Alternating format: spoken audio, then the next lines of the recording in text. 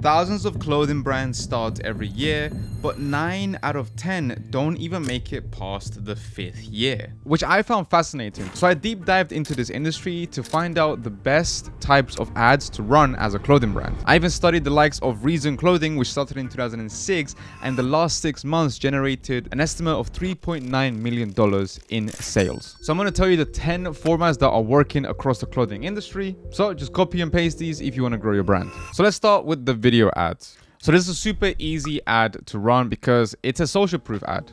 I like to call these golden nugget reviews. So essentially you find some of the best reviews where some people talk about something very unique to them, whether it's about the product, how they felt, what they liked about it. And it just builds trust and kind of like you want to be part of this community. And bonus, in the background, you just change the types of clothing that you offer. This is great if you have a lot of clothing lines. Even better, I would actually show people wearing the clothing rather than just the products with a nice background, but it worked pretty well. And you're probably thinking, oh, this is a very highly produced ad. You talk about in your other videos how you should be doing UGC and whatnot. Fashion is very different. People buy it for the feeling and the perceived likelihood of feeling good rather than the perceived likelihood of something working out for them. Authenticity isn't really needed. You need something that kind of screams, okay, this is a cool vibe that I like. Let me join this vibe, this community, etc. That's why it's very different. But the next type of ad kind of goes in that realm that I'm talking about before, and that is the problem call out ad. My name is Dylan Larkin, and I have a hockey butt.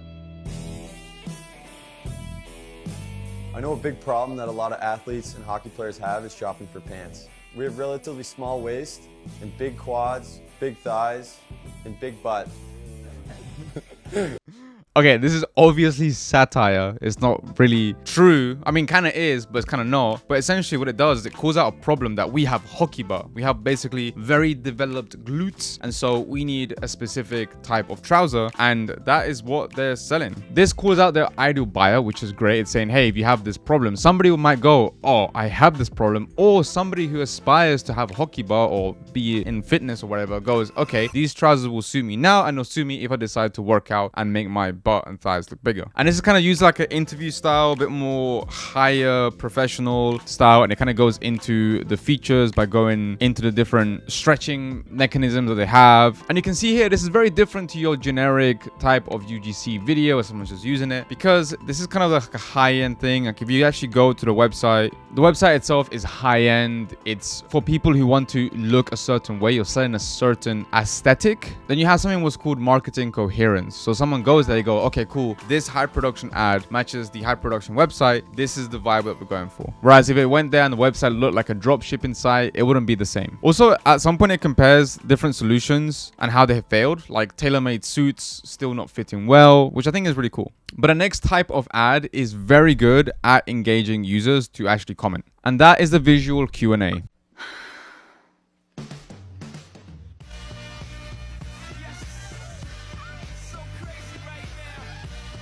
Now, the reason that this hook works really well is because it looks like something that anybody can make on TikTok or Instagram or whatever. It's just a straight up question, a qualifying question. Do you have matching loungewear sets? Okay. And it's the perfect format because it helps the ideal viewer see themselves in having this thing, which is I want matching loungewear sets. I don't have that. Remember, clothing and fashion and anything to do with things that you put on that isn't necessarily solving a problem, you really are selling a desire, a want to get to a certain look. People want to see themselves in something to help them with status, to help them look good for the opposite sex. Like these are different desires that they have. And so you need to lead with, hey, do you want this dangling, really nice, cool thing? Because that works the best. Although the next type of ad takes it a little bit differently by focusing on a mission. Global clothing consumption has doubled in the last 15 years. We can change that. When we buy better, we can wear it longer. Think about what this ad is doing. This ad is inviting people to join a mission, not just wear a product. The mission aligns with people's ideal buying values, sustainability, wanting to not be someone who wastes money on stuff, and helping the planet, which in this day and age is pretty powerful. Let's say you are somebody that likes to make clothing that's vegan, or you want to make clothing that's sourced responsibly. You need to call that out and invite people to a mission. This is really good for founder ads as well. If you're a founder, you say, hey, I saw so much pollution in the world. A lot of it is due to clothing. So I decided to make this brand, and we recycle our clothing all the time. And yes, they also use reputable figures and celebrities. So if you can, and whenever you can, use influencers to wear your clothing. That works the absolute best because they see themselves in these influencers, so they kind of tie in your brand with them. Easy hack. And the next one is the sex appeal. This is a classic angle in fashion, so let's get to it.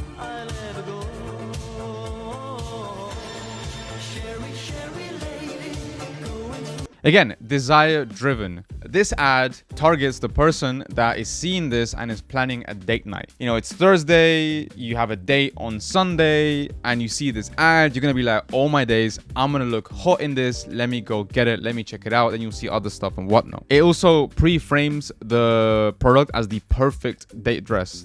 Like you have so much control as to how you frame your clothing items. It makes making these ads super easy. Very similar style to what we saw before with the loungewear ad, but it's a different brand. And this one ran for almost 500 days, which is crazy. Also, this person is attractive and they clearly found somebody who is gonna fit the dress really well, and people are gonna aspire to look like her. But you can also do these in different situations for different niches. Let's say, for example, the perfect outfit for late night lounging with my girlfriend, or the perfect outfit for rock climbing. So you get the rock climbing community. There's just so many things that you can do, and what you say the outfit is for is the person that you are targeting. And remember, ads do the targeting themselves because only people that are into that stuff will see the ad. Now, before I dive into the statics, I want to invite you to my community ad creators lab. Doing the research, finding angles, creating ads is not easy. And if you're somebody who's stuck around the $200 a day ad spend, then you probably don't have a proven creative system to consistently pump out ad creatives so that you can actually scale them on Meta. So inside Ad Creators Lab, I show you exactly how we do our ad creatives in our agency that has served over 35 enterprise clients, generated hundreds of millions of dollars in revenue. And I also give you access to my private community of video editors and UGC creators, so you can actually build your own team. As well as that, every single week I review your ads to check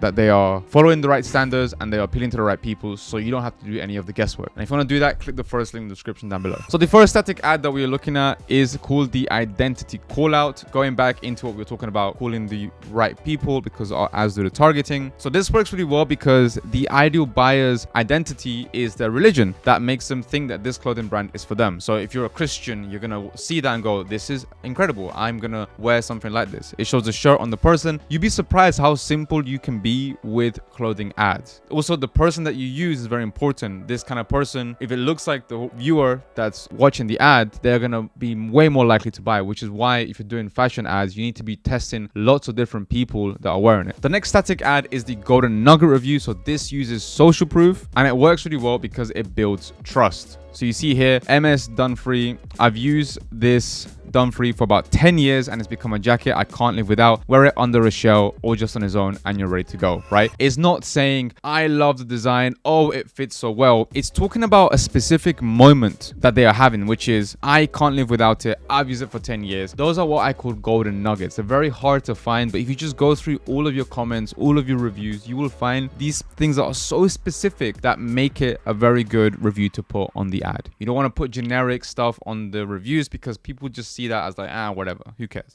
The next type of creative is one of my personal favorites. It's called the feature call out. You basically want to list the features of the pants that actually target your ideal buyer. So you can see this is a very stylized ad. It's not a very generic Helvetica text or whatever. It's written in this kind of handwriting, 100% organic cotton, 400 GSM heavyweight fabric. So if you want heavyweight fabric, that's what you are going to really care about. And it's actually really hard to tell the weight of this fabric, so it's good that they actually brought it up with this. It focuses on the sustainability and fair trade aspects of it and the kind of finish that it has. There's also a little bit of scarcity tactics at the bottom, limited quantities, although I think I'll remove that. Carbon neutral is great. I like how they had that. And essentially what they're doing is they're targeting the right people by showing the right features. And you can see they do it again in other products. So this is a carousel type of ad and they bring up the same things as before. Look, 62% less energy than conventional cotton. cotton, 500 gallons of water saved per shirt. They're not saying 100% cotton or the perfect fit for a man. They're giving specific things that make the ideal buyer of this product go, yes, I want to get this because I want to associate myself with a brand that uses less water, cares about the planet, cares about saving energy. And in a similar realm, we have the purpose-driven creative. So this uses a common purpose or a mission in the actual static. So women don't owe you.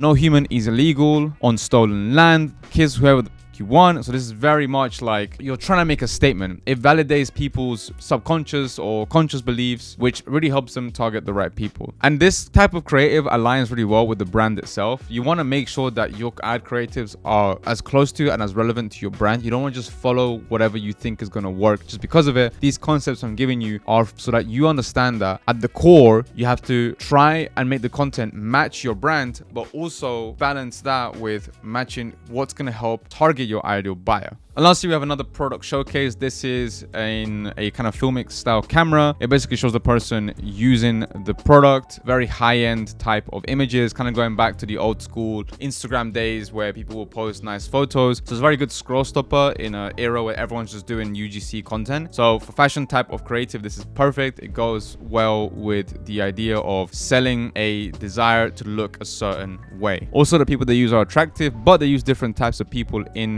the images, so that if you are associated with someone like this or someone like this, then you go, okay, this makes sense for me. Now, if that makes sense to you, but you still don't understand how to make high converting statics with good headlines, you want to check this video here where I actually fix the worst static ads I've ever seen. Peace.